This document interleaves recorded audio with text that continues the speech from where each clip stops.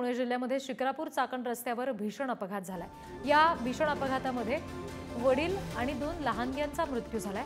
दुचाकीवरून चाललेल्या तरुणाला आणि 2 लहान मुलांना ट्रकने चिरडलंय। मोठ्या मुलाला शाळेत सोडण्यासाठी ही व्यक्ती जात होती आणि तेव्हा हा अपघात झाला। चालक मध्यधुंद अवस्थेमध्ये ट्रक चालवत असल्याची माहिती स्थानिक देत आहेत। गणेश खेडकर असं मृत युवकाचं नाव आहे। लहान चिमुकल्याला शाळेत सोडायला निघालेल्या या व्यक्तीचा मृत्यू झालेला आहे। या 2 चिमुकल्यांना सुद्धा आपला जीव गमवावा लागलाय। पशुखाद्य वाहून नेणारा हा ट्रक होता आणि दुचाकी याच्यामध्ये हा अपघात झालेला आहे। एकाच कुटुंबातल्या 3घांचा मृत्यू झालाय, त्याच्यामुळे हळहळ व्यक्त होती।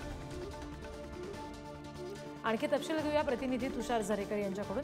तुषार, हा ट्रक चालक पोलिसांच्या ताब्यात आलाय का? काही कारवाई या संदर्भात झालेली आहे का?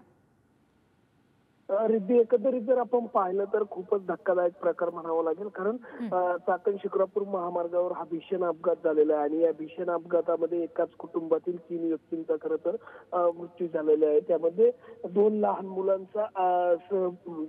मुलं तर वडिलांचाही खरं तर मृत्यू झालेला आहे।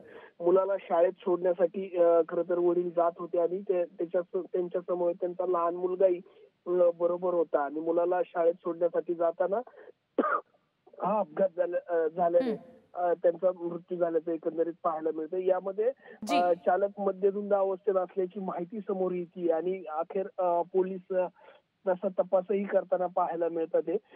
पोलिसांनी त्या चालकाला आता ताब्यात घेतलेलं आहे। आता पुढील तपास पोलीस करतायत। मात्र एकंदरीत जर आपण पाहिलं तर एकाच कुटुंबातील तुषार, धन्यवाद या सगळ्या तपशिलांसाठी।